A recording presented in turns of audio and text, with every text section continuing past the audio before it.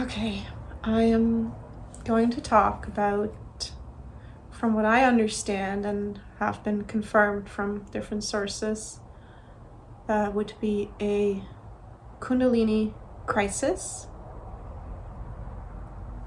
with a spiritual crisis and a spiritual awakening. I made quite a bit of notes here because I do want to try to really include the whole thing, also what kind of like led up to it, and really give kind of like the whole story. And I know this is going to be a long video, and I know that this type of Kundalini crisis awakening can be very different for everybody. And I also know that those that do experience that often will really fear sharing the story, because depending how your life was previously, just like in my case, if you maybe talk to the people about it that knew you previously, they probably thought you're going nuts. Maybe you even think that.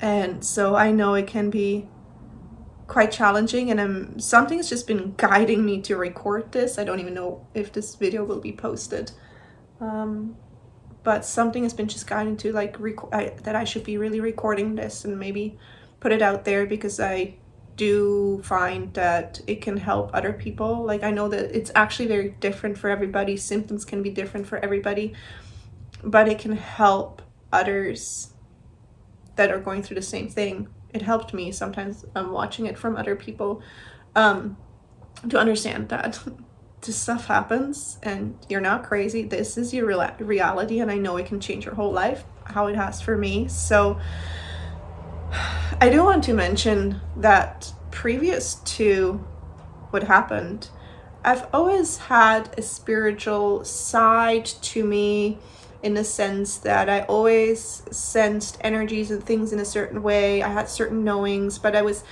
interested in some spiritual things, but I was absolutely not on a spiritual journey. I had no clue what Kundalini is. It took me actually several months into this to find out that this is what it is. Didn't do yoga, nothing. So, and I think that's why it can be so disturbing. It's like when you don't know anything about it. So, because you literally don't know what's going on with you and what's happening. So for me, I think there is some things that led up to it. There was a previous kind of spiritual awakening that actually strengthened some of my intuitive gifts, and then caused some more disruptions that led up to it. And so there was a little bit of a spiritual awakening there. And again, it led up to it over 2 years. So I'm just going to start with that, kind of like what started this process, and then when did it actually happen, and when did it happen, and where am I now? It's actually been 2 years since this Kundalini crisis initially. And I'm not done. I feel I'm not done with it. It's still ongoing, but I want to talk about the most things that I have gone through, especially in the first year, how it's been since, and in the end, I also want to share a little bit like what has helped me with understanding this, but also helped me just through it as well. So just with a quick pre-story, in 2020, I lost my dog, which was really one of my dogs, which was really kind of like my soulmate, and my mom within a month from each other. There was actually some very interesting synchronicities and stuff that happened within that, that really brought on some gifts and intuitions and things that I felt, which was very interesting. And that's where I really started, I think, even at that point, spiritually open up more to just receiving this, because after my mom passed, the only way for me to communicate with her, and we weren't super close, was now with her in spirit. And she gave me clear signs that she is there. So And I think maybe that's started a little bit, but really what happened is like, to me, my dog and my mom were really my main support system, and it was a huge shock that I lost them so close together. It was an immense amount of grief that I had never experienced. And I knew I had to let myself feel that. You know, I was a person that for a long time, for many, many years or decades, did not feel the feelings properly or didn't understand them, etc. But I knew this was one where I'm like, I'm going to feel that grief and I'm going to live it out until I'm through it, because it was so big. But that grief is something beyond I had ever experienced. It was very traumatizing for me how I lost them. I mean, my dog was old, but it was very sudden and it was in a very pivotal time. And again, this is a totally different story. My mom passed of cancer, and so I knew that was coming. But that immense grief also opened up something that I had never experienced. And I say it always as it actually broke my heart open. With that grief, I had also started to experience an expansiveness and love and compassion in my heart that I had never felt before in my life, and that I didn't know you could have. Like, all of a sudden, the way I perceived things on a heart basis were very different. And again, I started having a level of compassion for others, and just a level of love for others that I hadn't experienced before.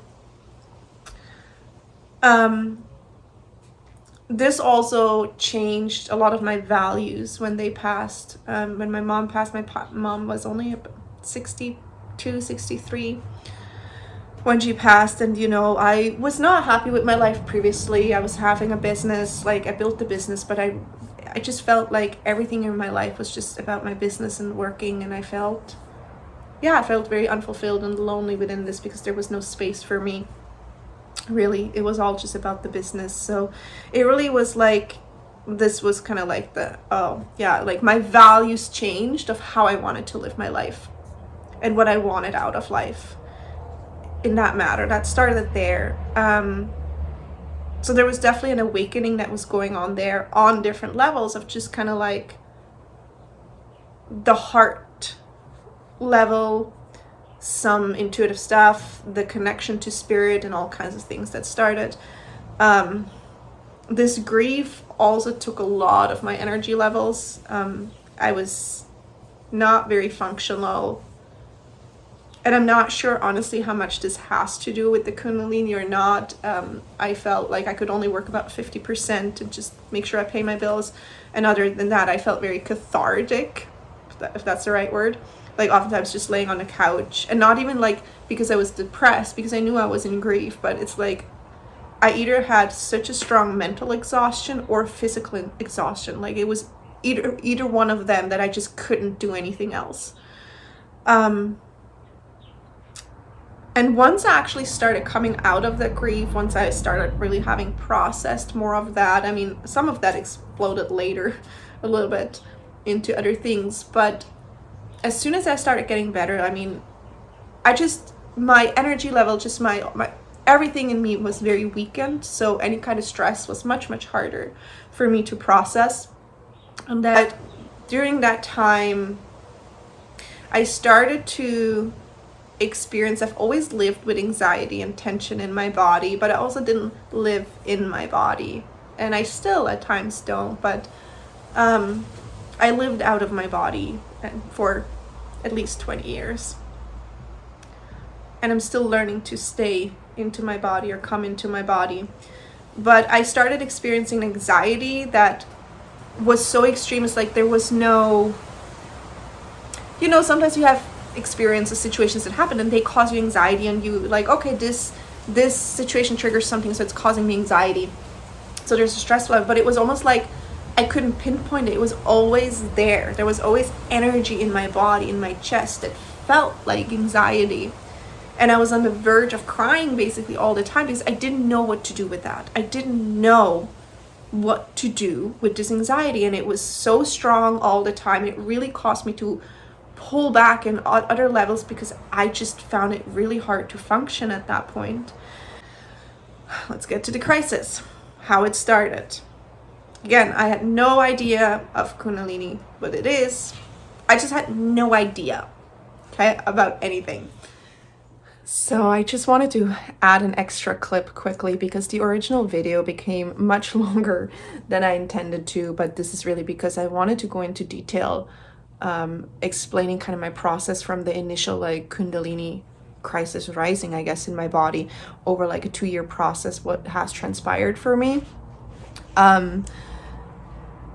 But I wanted to just kind of like add this segment, just talking about the symptoms and kind of list the symptoms that I experienced over time. A lot of them came all at once and then it kind of progressed into different things. And that's what the whole long video is about, kind of like how things progressed for me as well and everything. So I'm just want to give a list of the symptoms now. Certain symptoms were ongoing or kind of intertwined. I'm trying to make the list a little bit in the sense of in the order they arise, but some of them are really like intertwined and at times even ongoing, still a little bit.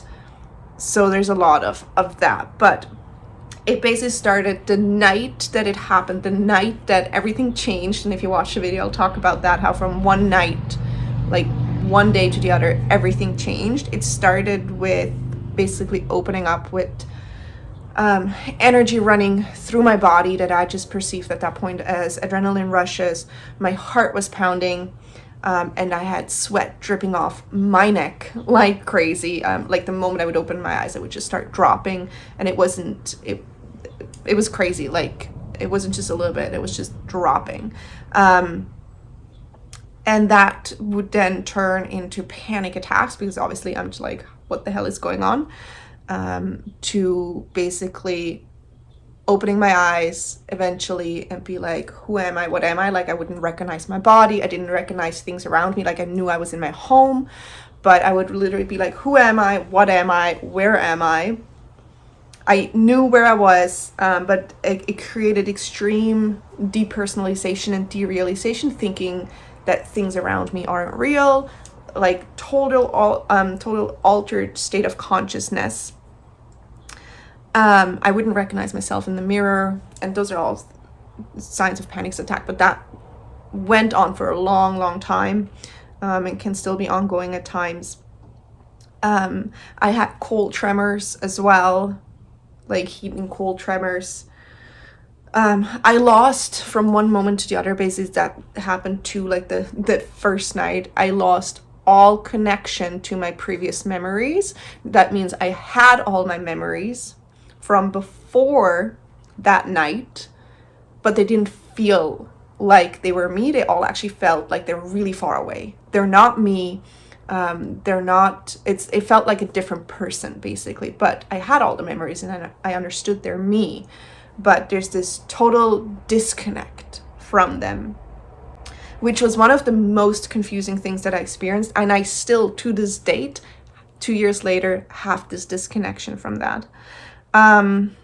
There was a complete loss of sense of self because, again, I totally disconnected from everything that happened before that night. So I literally had no clue who I really am, what I really am.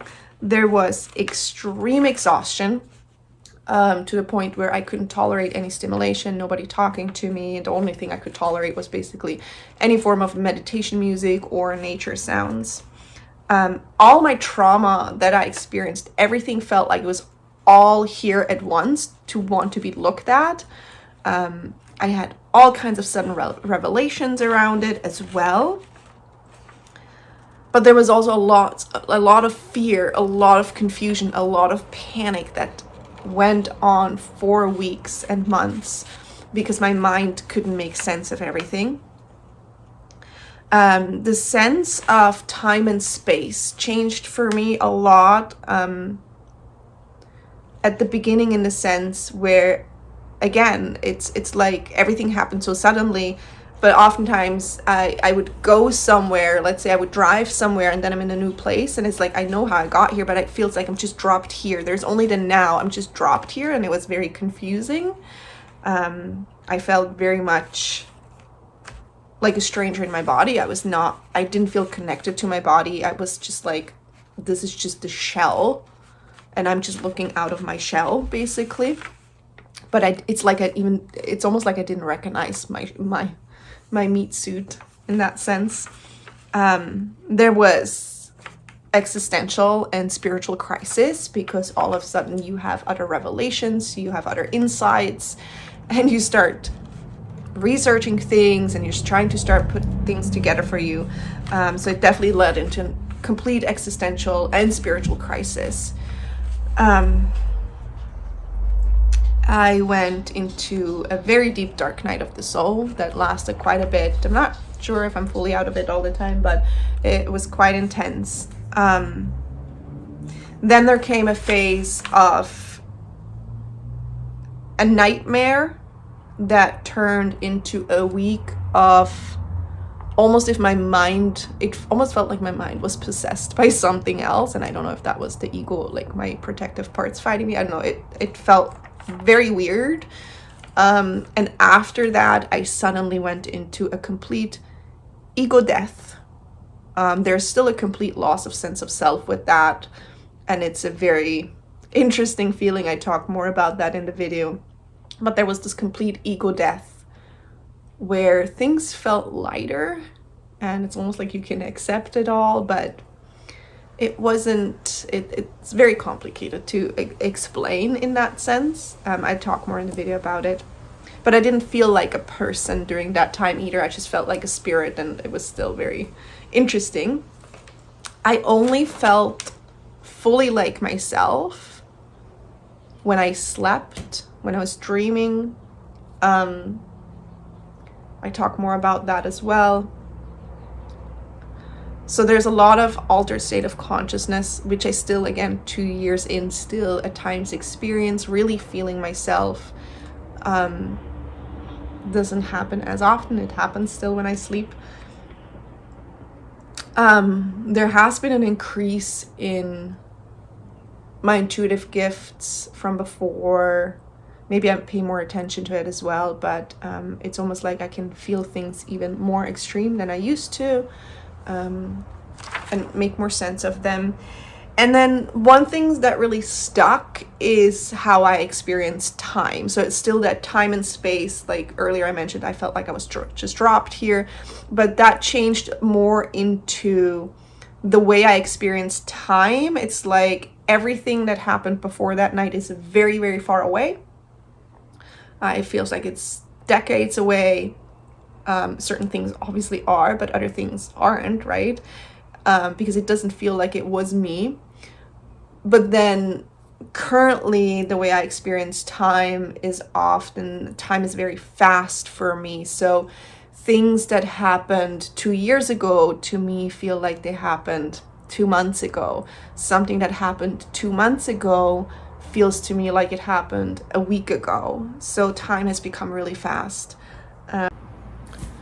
One more symptom that I wanted to mention was that, and I'm not even sure if that started at the very beginning or about a few days in, but it felt like my brain was fried or like electrocuted. Like it felt like there was a fuse that blew in my brain, and it was in this one very specific spot.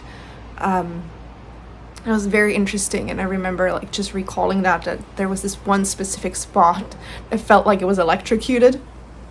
It's like if you had opened up my head, I could be like literally go in and be like, it was right there. Yeah, so I think when I just think of the list of symptoms, those are the symptoms I experienced, and that's what I'm all talking about in the rest of the video, of kind of like how it all went on and transpired over the 2 years, and what came when and how did it go, etc. And again, there's some things that are intertwined, and probably even forgot a couple things as well.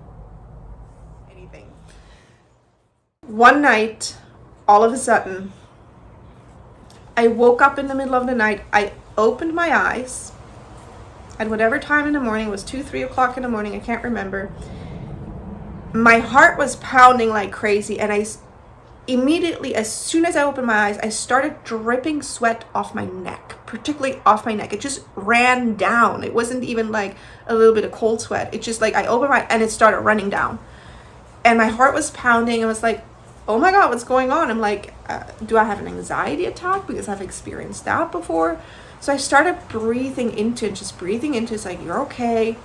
Just breathe into it. You're not dying, whatever. And I actually dozed off. I was almost able to like regulate it a little bit. And I dozed off again.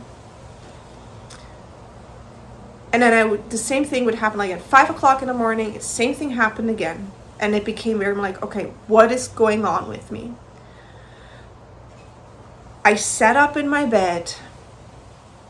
I looked around. I looked at my body. I was looking at my arms. I'm like, where am I? Who am I? Not in the sense that I didn't know who I am. I was like, where am I? What is this body? What is this? Everything around me felt unreal, as if I was in a dream, in a movie. I was just like, oh my God. And I know these can be symptoms of panic attacks, as I learned. And, you know, I think what happened for me as I explain more of this is that when there's a crisis and we don't understand Kundalini, it can very much be a mixture between psychological symptoms and then the symptoms of the Kundalini, is what I learned. Because if we don't understand what's happening and we can't surrender to it, our brain comes into it. But it was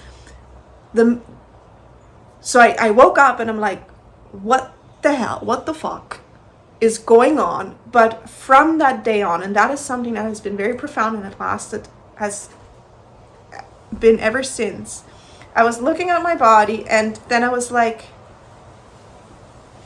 from one day, literally from one night to the other, I had that disconnect to everything that happened previously in my life. I had all the memories. There's still stuff that I'm working through. It's not like, oh, all your trauma, everything is gone. It was actually more like, who is that person? And I was like, I know who I am. I know my name.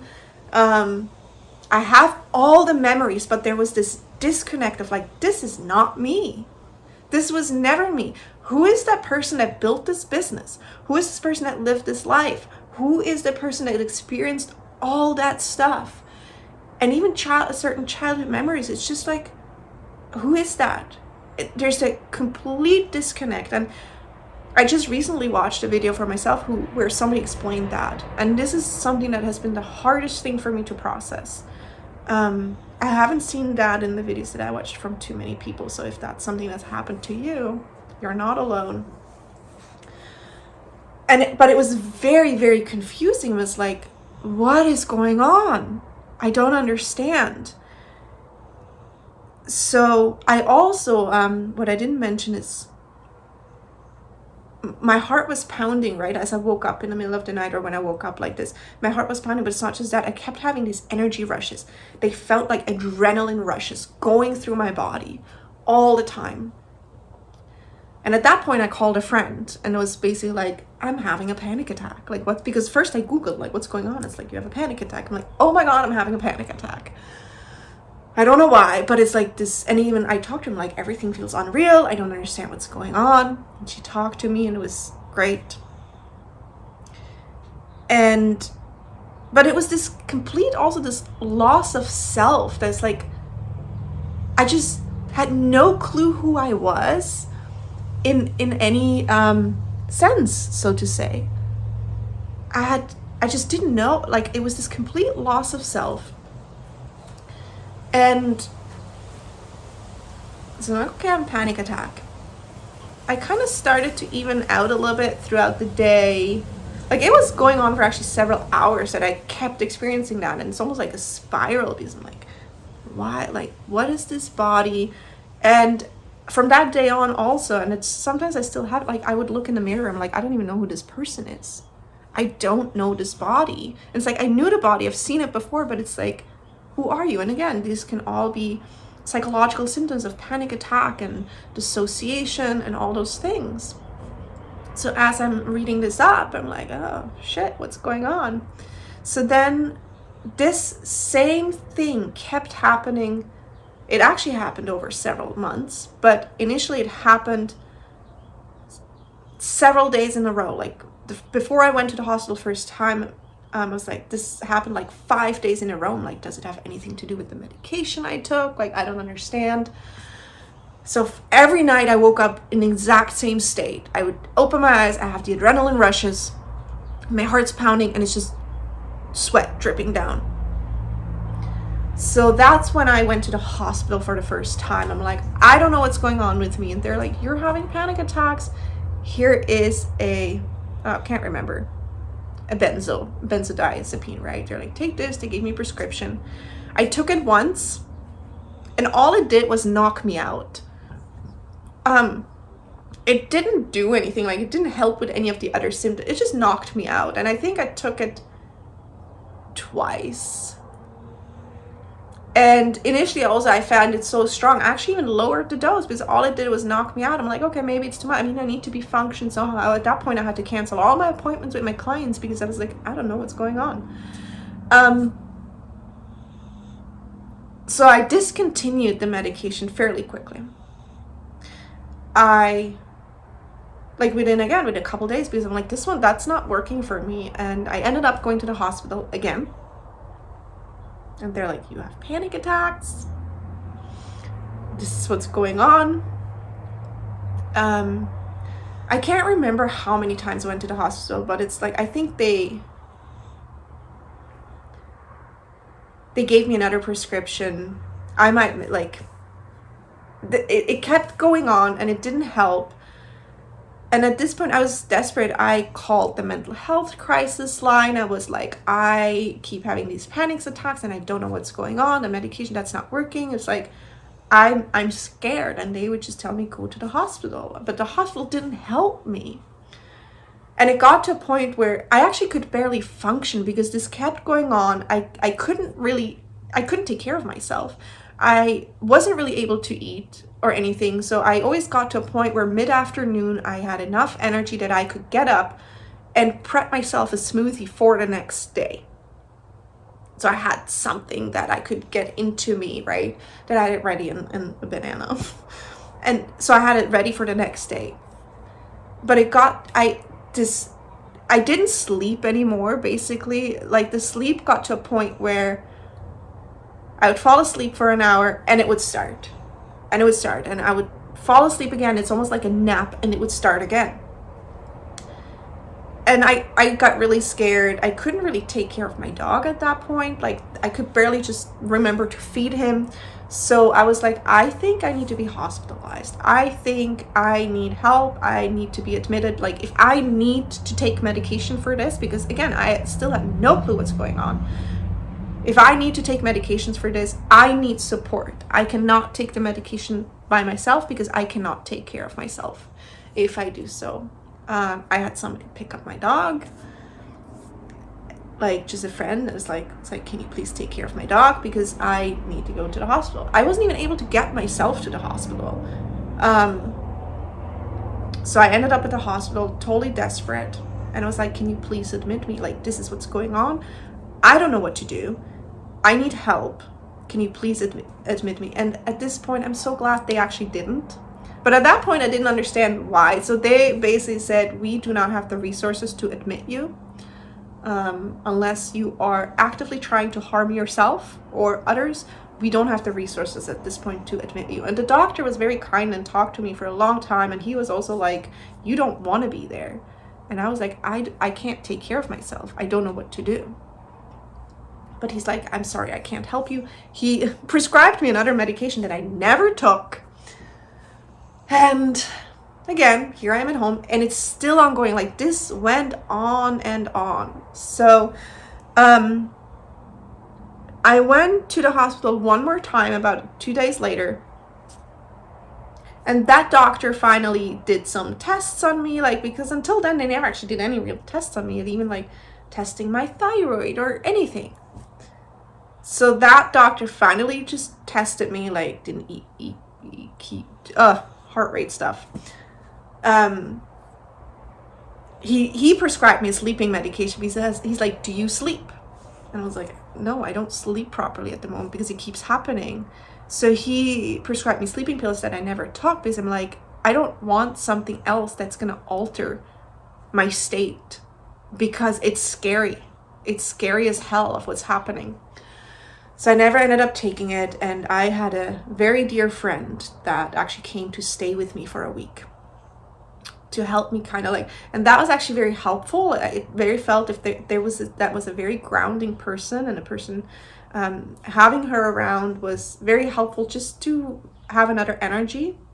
And symptoms started to calm down. At one point I got prescribed a blood pressure medication to stop the adrenaline surges. And that knocked me out because I was like, I don't want anything that alters my consciousness. And that blood pressure, I took half a child's dose technically, and it knocked me out. I couldn't even move. Like, it made no sense. And even talking to the doctors, like, that makes no sense. Talking to the pharmacist, they're like, that should not happen to you, so don't take it. And so while my friend was around, things started to settle a little bit. And during that time, I actually had some profound revelations. It's almost like I was put back into my child's body. I was put back into my gene. I suddenly started to know things that I didn't know before, in the sense that was very specific to my life, in the sense that there were traumas that I experienced that I like always had emotions around, but it's almost like I didn't actually understand how it fully affected me. I would be like, oh, I have anger towards this person.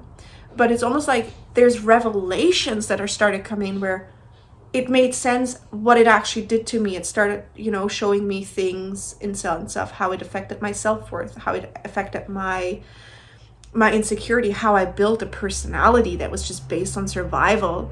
I was always a pretty confident person prior to that, or I thought so. And this happening, it took all my sense of self. It took all my confidence in a way, like I became vulnerable in a way that I had never experienced. And all my trauma, every single thing that affected me was just put right in my face, and it was right there. And there were several days where I even told my friend, it's like, I feel like a 6-year-old. I don't know what to do. And it's like, we can have situations like that where I'm like, oh my God, I feel like a little child in this. Like, but no, it's like, I felt like a child. And it felt very different. And it's almost like I re-experienced a lot of the things, but now it's almost like they started to make sense. I had these revelations. And because I was also kind of like in these altered consciousness states, I started to experience my environment very differently. And I was like, is there something spiritually going on? I started hearing things, but I'm like, I might just be outside. I do remember hearing like music at times, but it wasn't, I'm just going crazy. And I felt like I was going absolutely crazy. And, and I was hoping that it's just going to be over in 2 weeks. It's like, I was like, I'm just having a mental breakdown. Like, that's how I felt. It's like I was completely burned out from life. I'm having a mental breakdown. That's what I understood at that point, that was happening. And it will be over. I will have to just simply take better care of myself. So my friend left after a week. I was actually doing better. I wasn't able to cook for myself, but I could have ready meals and put it in the microwave. I could start feeding myself and things like that. I even started to walk my dog a little bit. I could only do like 20 minutes, but it felt really weird. Like every exposure, like as long as I was in my home, I was somewhat okay. If I would go out, it's just, I was in a complete different state of consciousness. I was not in my body. It was like everything felt so weird and so different. Later on, and I'm going to get to that, I learned from a psychological perspective, it was depersonalization and derealization. I did a lot of trying to do a lot of research, but I always had this, like, there's something spiritual going on. Like, this is not normal. And I even remember talking to my friend, like, I had all these thoughts, like these, I had the existential crisis actually came later, but it started going into that. I'm like, nothing makes sense anymore. I feel things, I know things. It's just like, it's fucking weird. And I was like, so I started doing more research, and then spiritual stuff came up, and I started reading that, and I started getting very confused, because again, if you don't know what's going on, and even as I'm talking about this, I'm like, maybe I'm just crazy. I was always like, because I was a very logical person, that's what kept me safe all these years, is this logical thinking, this masculine thinking of how I ran my life. You need to make sense of everything and control everything, basically. There's always this, like, knowing that something spiritual is going on, but my mind was just like trying to make sense of it all, and because my mind couldn't make sense of it, which is why it was so disturbing. It was so disturbing because my mind tried to make sense of something it couldn't make sense of. And I think that's what a lot of people do experience, and that is also what leads to psychosis at times. And you know, from what I've heard, there is a type of psychosis that can happen that is spiritual. And I was on the verge of psychosis for quite a while. But I think it can also just lead to a psychological psychosis, because the mind is trying to control what's going on and it can't. So my friend left after a week, and I was doing better for another week, and then it started up again. Everything started up again. Waking up in the night, the panic attacks, everything. At that point, I knew I needed help. I had to reach out to family that I had not been in touch with for a long time, but something kept telling me to reach out to my family, because I needed help. I didn't know what to do. I couldn't take care of myself.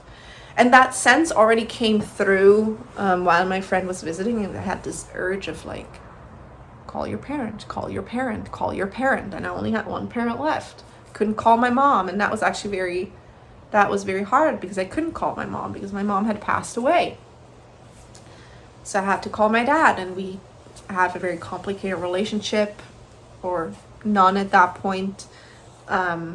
For many, many years, we hadn't been in contact for many years. I knew that he would likely show up if I needed help. So that's what I did. I reached out to my dad, and initially, at that point, I was at a level I thought I was dying, because I did not have energy anymore. I'm pretty sure, like, so after my friend left, it took another week and everything started back up. And I think I tried to ride it for like 1 or 2 weeks. And then at that point, I could barely speak. I was laying in bed. Again, every night the same thing happens. I'm not sleeping. The energy surges happen all the time. I also started just having like tremors, like cold tremors and whatever all the time. And, you know, I would just try to soothe my system by listening to calming music, taking baths. Like, I did everything I could that I knew that would potentially help me. But I could barely speak. If somebody would ask me a question, my heart just started pounding. It's just like I couldn't comprehend. I couldn't have conversations. It was just all way too much. And I was just laying in bed for hours. And I remember my dad was sitting there with me, like over video chat. And he was just sitting there. I couldn't talk. I thought I was dying at that point. But I didn't know what was going on. And obviously there were times where I could speak more and I would explain to him, this is what happened and this is where I'm at now. So eventually my dad flew out to me because I needed somebody to take care of me. I needed help being fed or just having somebody prepare food for me while I had a business that I was running. And there's certain things I had to figure out. I was in the middle of a process of purchasing a house as well. There was a lot of stress factors that I had to navigate. So basically he was just there to provide me with food, and I would have the couple appointments that I could manage. But every time I would have an appointment with somebody,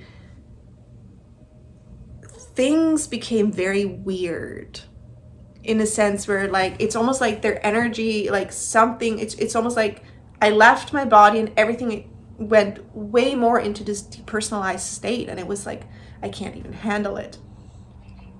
So in the end, from there, it was clear that I needed help, and he couldn't help me in that sense. And from there, I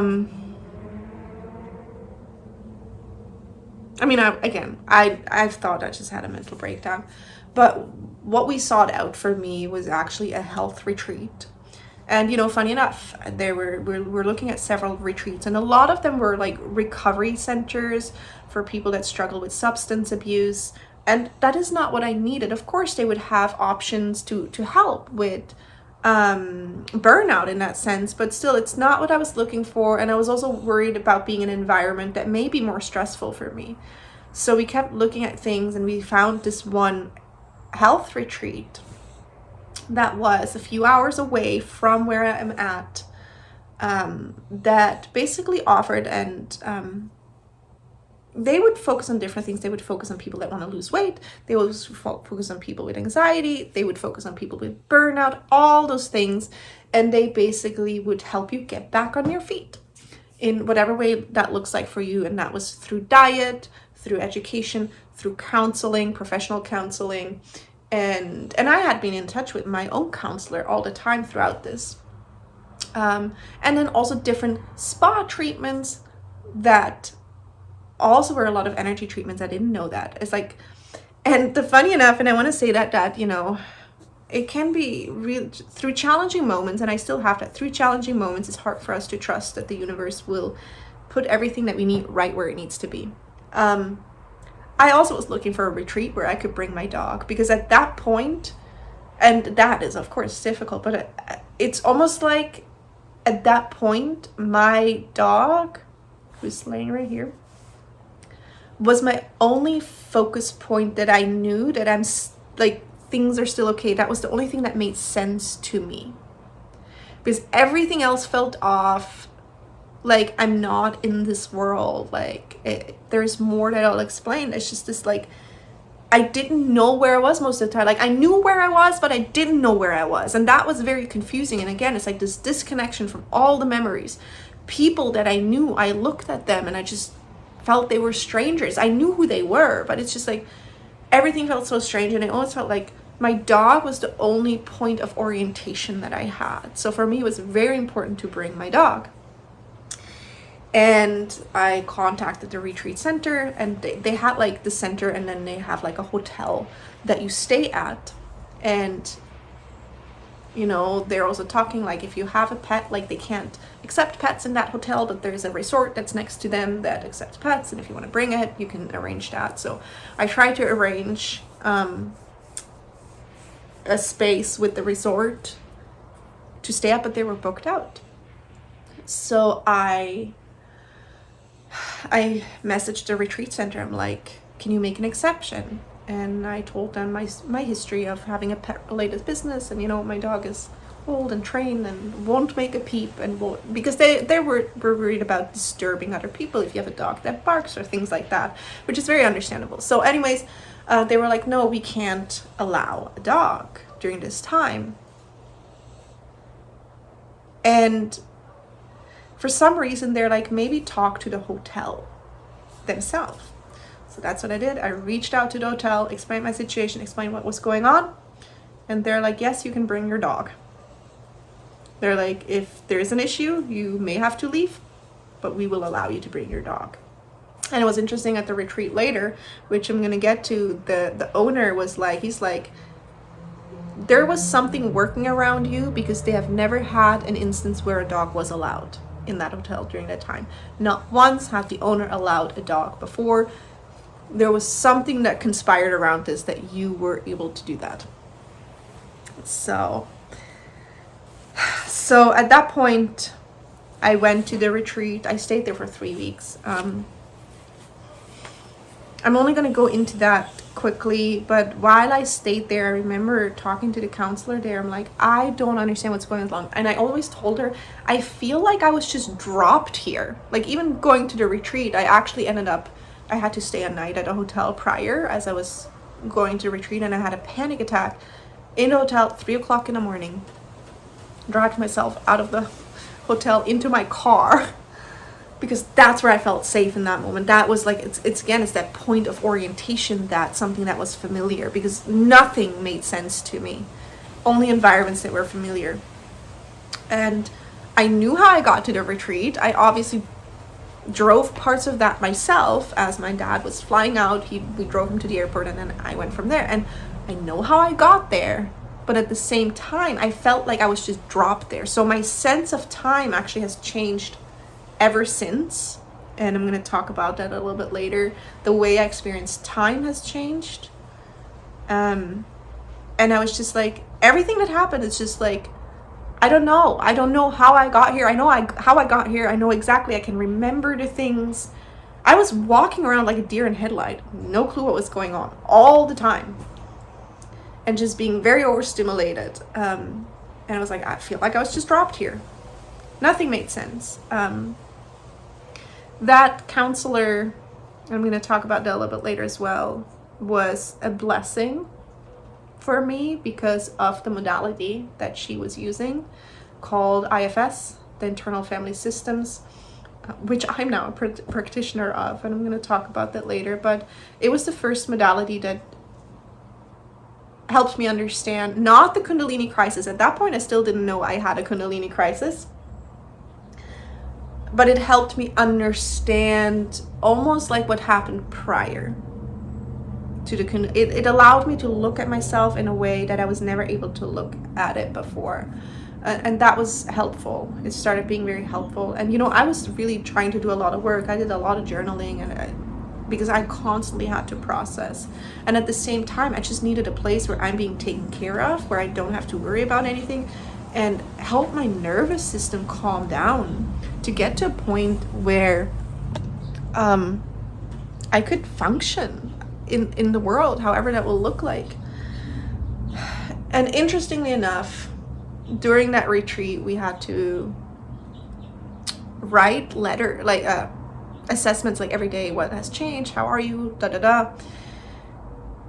And the owner of the retreat center contacted me a couple times and called me to talk to him a couple times, and he said that he usually doesn't talk to the patients that are there because that's not his job, but he was very called to talk to me.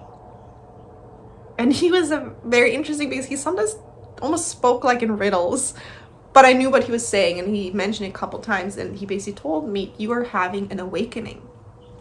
And these are things that are going on for you right now. And certain things I understood. And at the same time, when he said that, I'm like, yeah, that's what I've been feeling. Like, I know there's something spiritual going on. And also because I did more and more research. But it was still very, very disturbing. The thing, though, was that this retreat, and again, this was the place I had to go. They offered things like massages, etc. But they offered a lot of energetic treatments as well. From tuning forks, acupuncture, other things that I can't even remember, with chakra cleansing and things.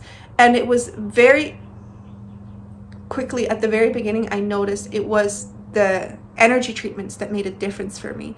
What started to balance my energy, I had short glimpses of feeling like I know who I was, or feeling that sense of self. It was very short glimpses, but it was the energy treatments that allowed that. And I was like, okay, you're still in there.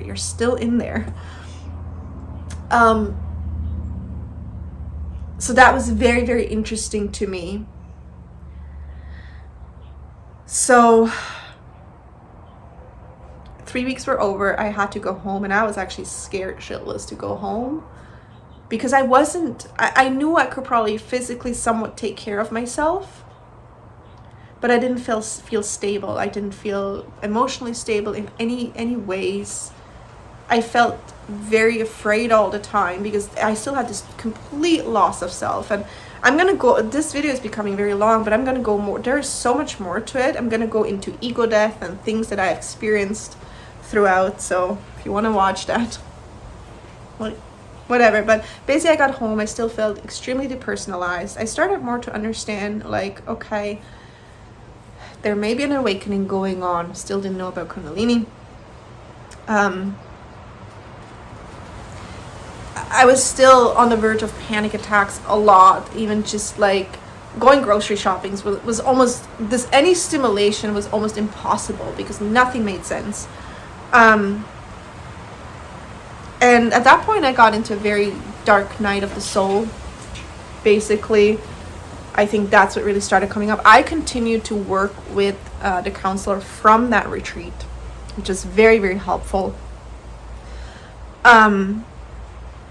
And she just supported me, but I also then a couple months later or a month later, I moved into my new home,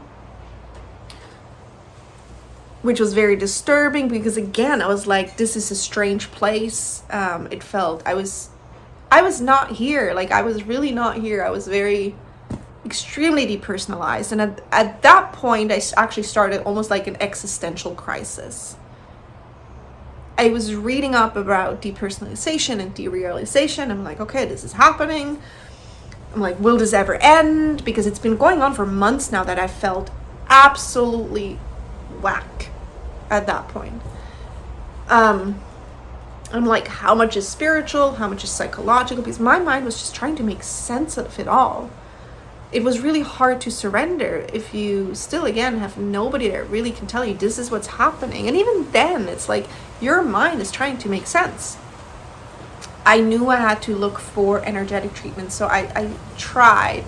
At times, honestly, the blessing of moving into a new home, I was not capable of working at that point. I was going to bed, I would wake up in the morning. Every morning I would open my eyes and be like, oh, here we are again. Where are we? Literally no clue. Like I knew where I was, but it made no sense. Funny enough, what I can say, and somebody may relate to this, when I was sleeping, I felt like myself. If that makes sense. You know, sometimes you have moments where you wake up a little bit and you turn around in your sleep. I actually started sleeping at that point. So it took until after the retreat. At the retreat, I barely slept. Still the same thing.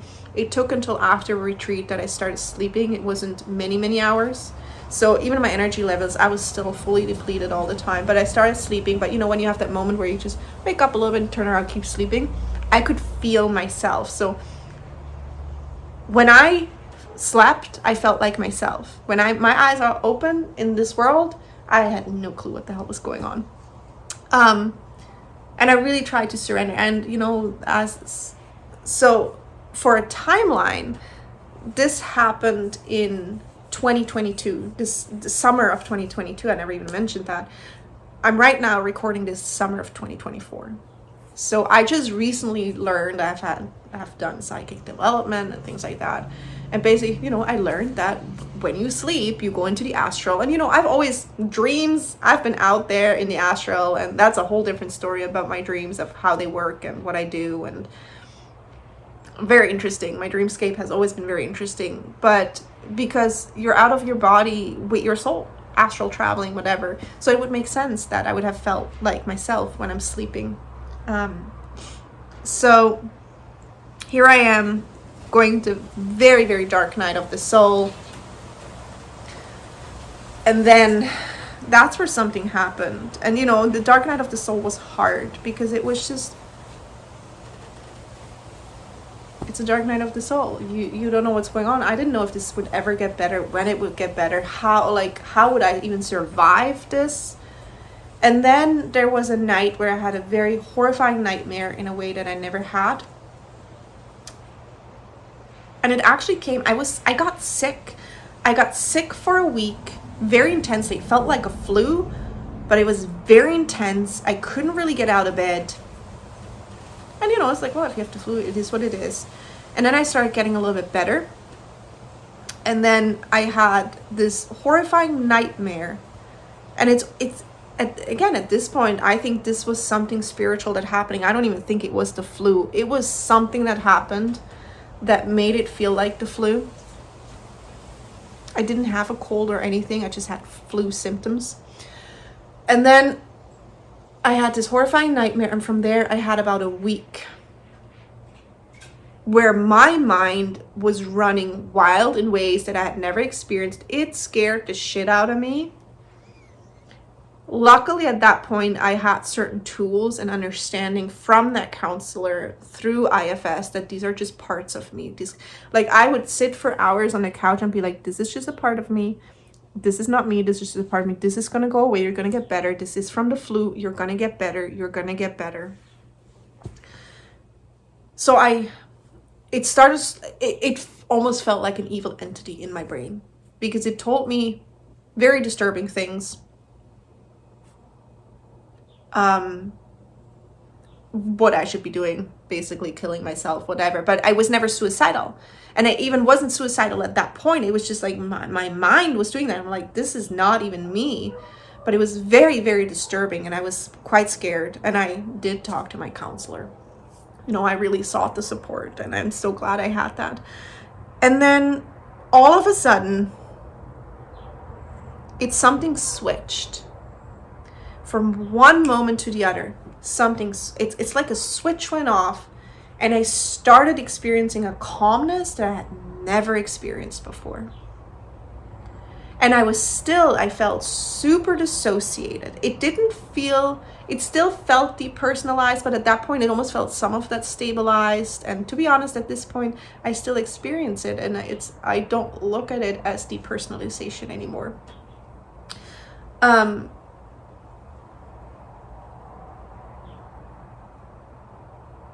I haven't talked about how this really changed my life. I mean, I just like how people fell away and all the things. But it's a switch went off, and all of a sudden I'm like, oh, I've never experienced this calmness.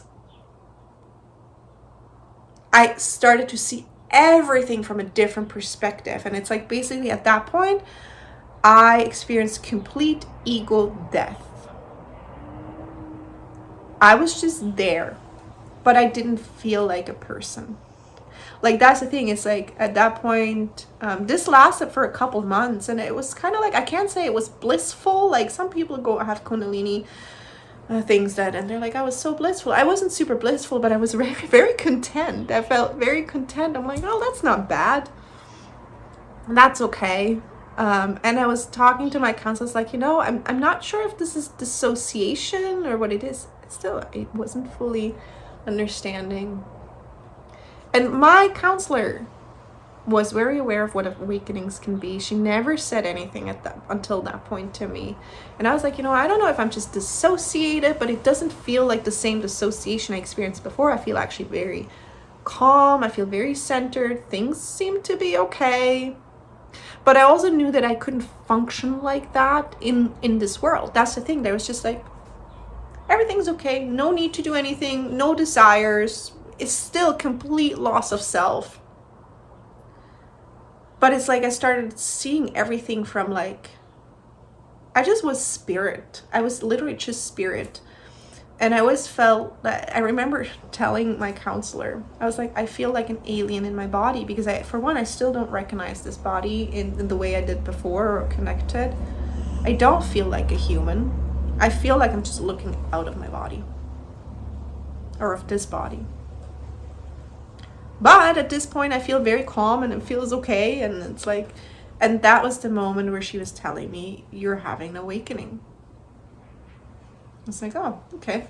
And I think that was this was about 9-10 months into this whole experience that I basically had this complete ego death.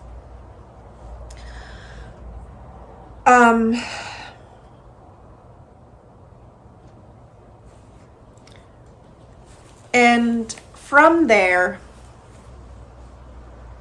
yeah, I do want to say, like, there's a little bit more that I'm going to share. I hope it's going to not take too much longer. I appreciate you watching, and I hope it's helpful for you. From there, I just knew I could always function like that. I actually decided, for some reason, again, the universe is bringing you the things that you need. And I was in a place where I was like, okay, how do I ground again into this world where I can function? Because I have bills to pay. I was very lucky to be supported financially by my family for a little bit, but that only lasts so long. And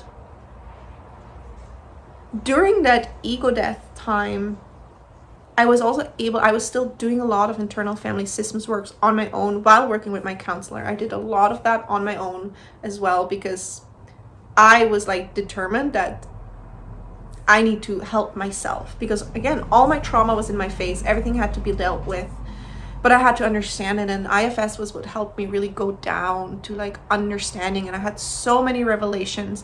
I had so many revelations about my business that I'd previously built, and that it was literally just a personality that I had constructed that built that business, which is why I don't resonate with it anymore, because it is not me. It was never me. It was a protective personality that I created, not in in a schizophrenic ways where I have different personalities. I mean, we all do to a degree, but not in that way. There was times I asked my counselor, I'm like, am I schizophrenic? Do I have dissociative identity disorder? Things like that. And she's like, no, she assured me you don't. It's like, do I need medication? She's like, no, you're good. She was the right person to deal with me. But I learned a lot of things where I'm like, no wonder I have no connection to this. It was never me. But that is also very, there's a lot of other things that come with those realizations, but it helped me be more at ease and at peace with what's going on for me. So at that point, I was led to microdosing psilocybin. It was just something that kept coming up because I was like, what can I do? At that point, I've already started, having more, like going to more, as much as I could, seeking out energetic treatments. And I'll talk about that a little bit more later for myself. Anything that would help my nervous system on an energetic level, I would start trying to go to things like sound baths and stuff as well, and just what could potentially help me on an energetic level, because that's the stuff that really made sense, while I also have support from my counselor. And it was the psilocybin that came up, the magic mushrooms. And I've never, I had my experiences with drugs when I was a teenager, but enough of them. But anything, I've never done psilocybin or acid before or anything like that, because I was always afraid it would give me a bad trip and I would be stuck in it. So I was always like, no, I don't touch that. I touched a bunch of other stuff. But yeah, and it was interesting how, for me, the microdosing helped me ground more back into my body at that time, which is really what was needed. So that was good. Now the thing is, so I'm starting to stabilize at that point, but I was still, depersonalization has not fully resolved for me. If you look at it from a psychological standpoint, I'm really learning to accept it as it's a different state of consciousness that I'm in. It's still hard for me to ground into my body. I also saw other people. At that point, I started to really embrace more that this is spiritual. This is not psychological. Yes, there is a combination aspect of the spiritual and psychological, because when you have a crisis like that, your mind and your body will respond from a psychological perspective as well. So I started to understand that this is a combination, but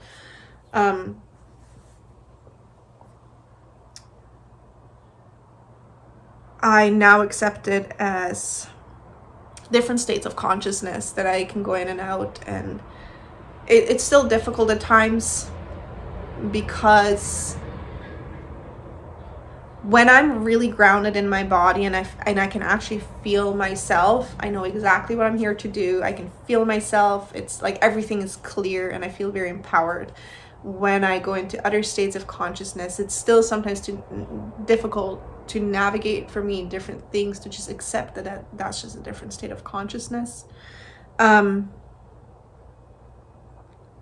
So how has it changed my life is, before I'm going to go into like, okay, what do I advise that I have? So there were a lot of different symptoms, right? There was downloads about my life. There was trauma that's in my face. There were physical symptoms. There is something that's on the verge of psychosis, right? But at the same time, I always had the logical thinking, which was very clear why I did not have psychosis. And that is a big difference. It's like, unless you go into a psychosis that can be induced, where you do need help from a psychological perspective, maybe with medication or something like that, for some, a spiritual psychosis usually keeps you like, there's a certain amount of logical sense that you still have where you can navigate some things. But so all these symptoms that happen and all these energy surges, and so how did it change how my life looks like 2 years later? And I know timelines are very different, so I've never really, I still have the complete disconnect to my previous memories. Like, that switched from one day to the next. Like, and that is simply something that's disturbing. I'm still often in ungrounded spaces, even though I do a lot of regulation for my energy. But even recording this video is, yeah, it's interesting. There's also this aspect, right, where you sometimes hear yourself talk, and like when it comes to depersonalization, whether it's spiritual or psychological, where you're operating from outside of your body. And I'm learning to accept that more, that this is also a way to channel things.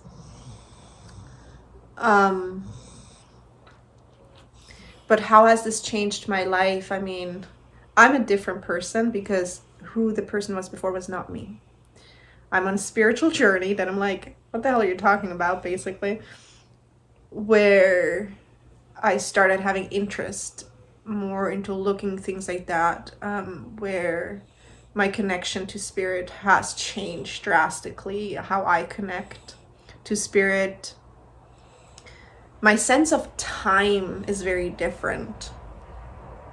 And I don't know how that is for other people, but so it feels like everything that happened before the night of the initial crisis feels very far away. Everything feels extremely far away. But ever since then, time has moved very fast for me. And often I'm still kind of like, I'm just dropped here. I don't even understand. It moves very fast. So even though this was 2 years ago, it feels like it was 6 months ago.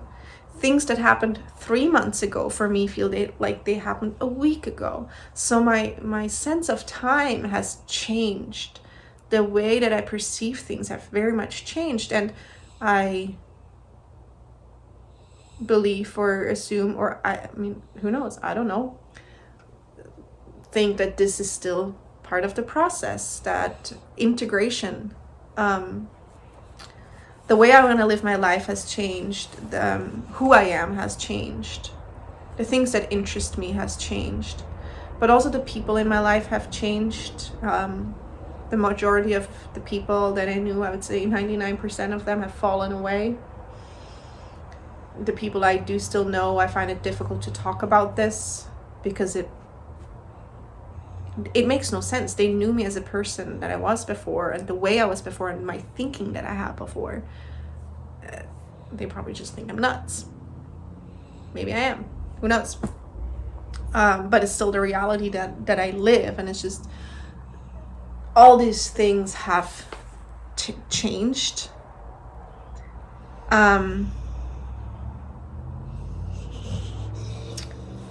I have intuitive gifts that I now accept, that they're there and they're closer. I've come much closer to spirit. I've been led to become an IFS practitioner, which I didn't do. The universe pushed me there. It's an internal family systems practitioner, which is the counseling modality that I received that made so much sense to me. I'm still not sure where this journey is going. I've also been guided towards psychic development and really gaining confidence in the gifts that I've always had, and now putting them out in a way.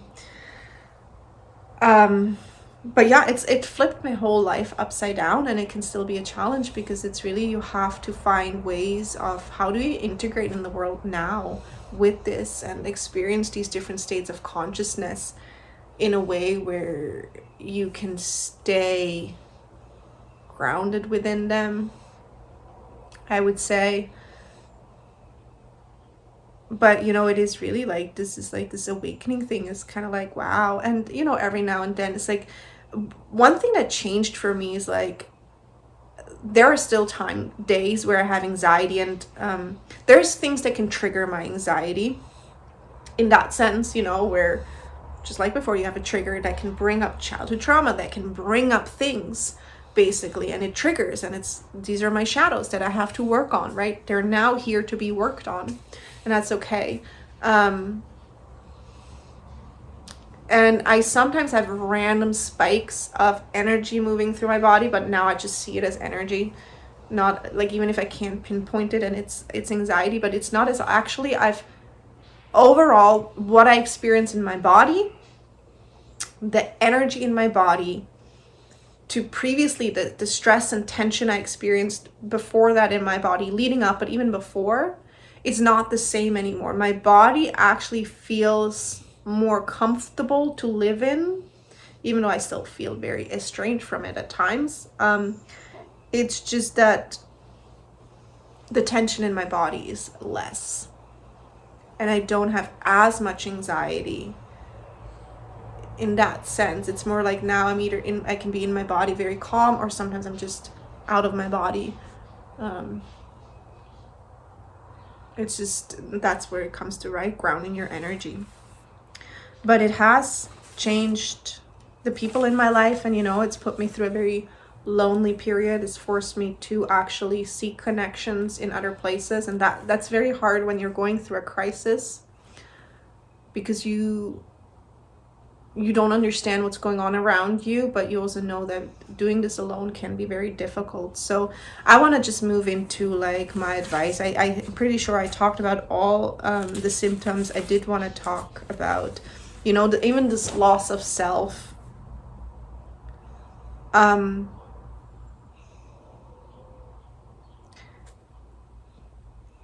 It's still ongoing process now to discover who I am, because it's like when you lived in a personality for many years, decades, and you basically get pulled out of that and put into who you really are, and have these parts of your soul come back in, because they're like, this is it, we're coming back in. Of course you have no sense of self, because you were a person first, like you were this personality for so long, and now you're this different person. You're like, I don't even know who I am.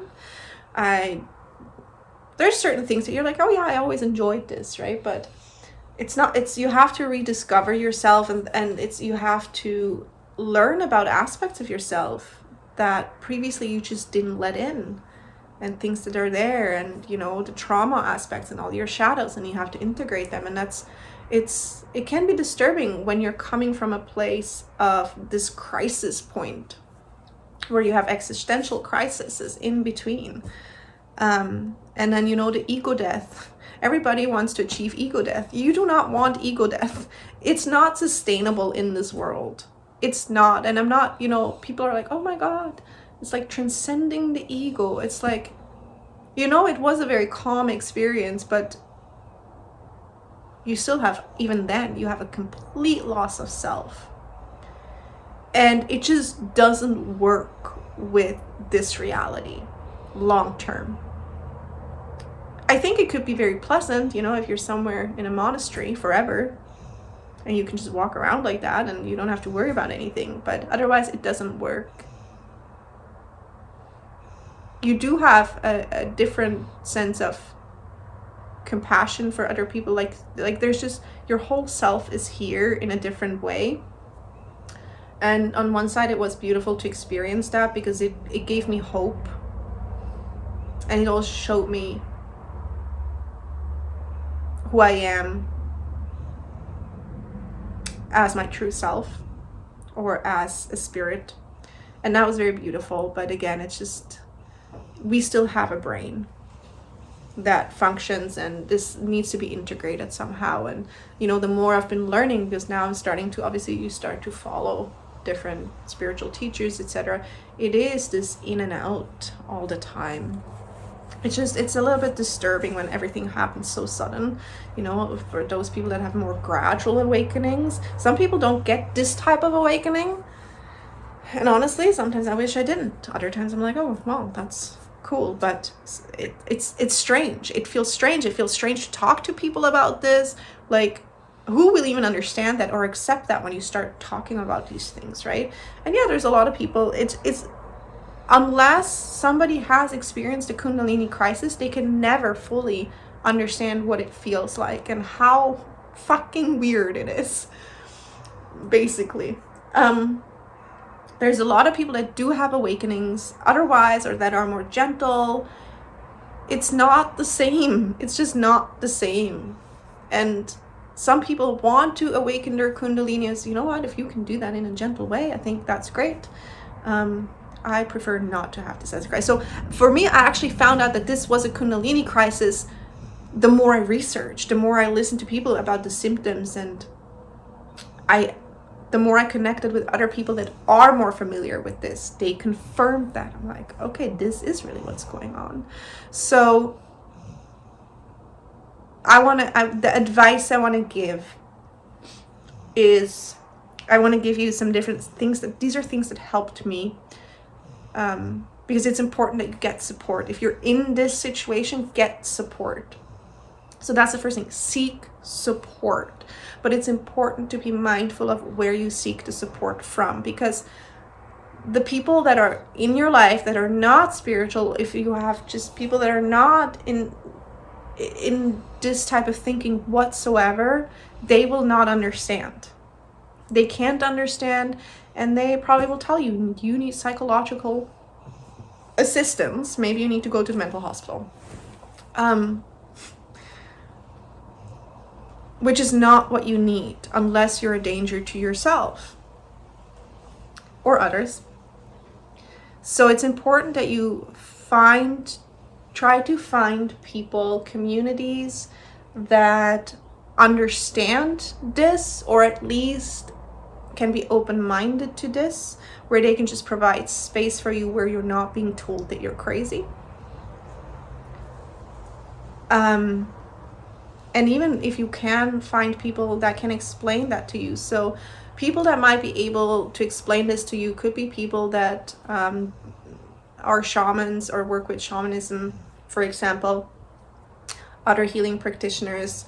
I sought out some spiritual healing practitioners and psychics, etc. And there's some didn't know that this was a Kundalini crisis, but they actually gave me the very same, very similar information, that they're like, you have a large amount of cosmic energy, or your soul, that all of a sudden came into your body, which makes sense. Like, all of a sudden you received all this energy that was not accessible to you before, and it caused this all together. And it's not uncommon for also traumatic experiences in your life to cause awakening. So some people just have a Kundalini crisis, and others have an awakening together. And I think a lot of people probably have an awakening together with that.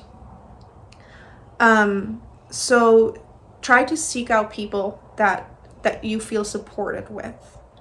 That can also be a mental health counselor, but just non-judgmental places. But ideally, have somebody that can support you in a way where they can explain to you what's happening to you on a spiritual level. Even if you're not spiritual at that point, because again, it's like, I wasn't on a spiritual journey, but I knew there was something more happening that would make sense to the general world. It became clear to me, and it was actually, that's what also led a little bit into the existential crisis, because I'm like, well, if I know all these things now that I know or sense, and I also have all this information that I read, now it becomes very intertwined, and it leads to an existential crisis, and depersonalization can do that as well, which makes sense. So you need people that can support you. So for one, seek out a community that has experience with these experiences, but also seek out mental health support. If you can find a counselor, even if it's just to talk, even if it's just talk therapy, great. Whether maybe it's EMDR, maybe it's the internal family systems, which is very, very helpful for me. And I think this can be a great modality. So this is something I potentially can even help you with. Like, feel free to reach out if you want to, or look up internal family systems practitioners in your area. This may be very, very helpful for you. But you need some sort of mental health support, because it's likely going to bring up all the trauma, and this needs to be addressed not just on a spiritual or energetic level, also on a mind-based level. We're a human being, we're a spiritual being in a human body. We have to bring both together and address it together. And I think that's what I really want to emphasize, and make sure you're getting both. Because otherwise, again, it becomes this ungrounded battleground, and you may just float off. But it may cause more potential towards psychosis, if I can say it like that, or just where life can become difficult. So make sure you seek both. I would also recommend that you seek different healing modalities that work for you. It's very important to figure out what works for you. Try out different things. So and when I say healing modalities on an energetic level, again, there's like, your energy needs to be balanced in. It's what can cause Kundalini, or what Kundalini can cause, or basically the trauma of a Kundalini crisis. It can cause fragmentation, okay? Now, fragmentation is also caused by other trauma as well, but it creates fragmentation of your soul, and a Kundalini crisis can lead to another trauma. Like for me, it was spiritual trauma that happened to me, and it can cause fragmentation of your soul, and you need to balance your energy to bring this back in. So, you might look, certain things that you can look into is sound healing of different forms. You can look into things like craniosacral therapy, Reiki, access bars. I'm trying to think, breath work potentially as well, of course, shamanic rituals. There's all kinds of stuff. It's like acupuncture. Find what is for you to help realign and help you ground in that energy continuously. Start your own, if that resonates, if you watched until here, if you're resonating with spiritual and this has brought you onto some kind of spiritual journey somehow, start integrating your own spiritual practices that help you ground, that help you connect, whether that's meditation, whether that is connect with spirit, with your loved ones, whether that is other rituals, cleansing your energy in different ways. Start your own spiritual practices that you kind of can come back to. Journaling can also be your spiritual practice. Just start really connecting to that in a way that resonates with you. Also, learn nervous system regulation. You need that for trauma healing, and you need that as your system. Again, you have a body that's reacting your thing. As these energies go through your body, you need nervous system regulation, not to make just sensation go away, but to create space within your nervous system to tolerate it. So learn different nervous system regulation techniques, meditation, EFT tapping. Again, IFS can help with it too. Bilateral stimulation, EMDR. There's so many things that can help with nervous system regulation. Start looking up things, start practicing to see what helps for you. And also learn to clear your own energy. Learn through guided meditations. Again, practices, whether you enjoy practices such as maybe using sage, Palo Santo, like clearings through that. Learn energetic clearing techniques for your system. Learn energetic protection for your system as well. So you're not, because when you're starting to opening up in these different places and your energy opens up, you become very sensitive to what's going on. And I think that's why things can be very, very difficult. Like I said, I was not able to tolerate sensations from the outside in any form because the energies were way too big. So learn to clean your own energy as you can. And and then also, and I think that's the last thing, is learn to accept your emotions. Because it's really easy to dissociate from our body and not feel it, but it brings the trauma in for a reason. Like there's something that's happening for you to bring you to the next step, next level, whatever it is. And you'll have to learn to maybe live a new way. I don't know how long this lasts for anybody. Like people talk about it in different ways, but I had to accept that my energy levels are nowhere where they were before. I had to accept that every day can be different. I had to accept that certain days there's stuff going on in my body that I just have to let it happen and not push it away, and just know that it is. If I have a day where I'm just crying and I don't understand why, I had to learn to just accept that. Again, IFS helped me very much to connect to a lot of things in that regards, and I sometimes understand what's happening, which makes it easier for me to let it happen. It's a way of purging. Allow the purging. So I think that's it. Wow, this was double the time than I wanted to really talk about that, but I think for me it was important to record that in a way of really step by step how this played out for me, like on a timeline. And I still may have missed a couple things, or if you watched until here, thank you so much. I hope it helped you. If you've experienced anything like that, let me know. If you need some support of kind of like what should I be looking for, or what could help me, I think I laid it out quite a bit. If you can relate, again, you know you're not alone. Something really guided me to just record that. To be honest, this was all just coming out like in a way where today I'm functioning kind of like more, not on the outside, but I was just like, sometimes you're just guided. Understand that there will be times where you're just guided and you don't know why you're doing it or what's happening, but you're just guided to do certain things and you're just going to do it, and there was a reason for that. Yeah, I've experienced some very interesting synchronicities in my life where I didn't really have control. I just was guided to do it that way, and I did it. And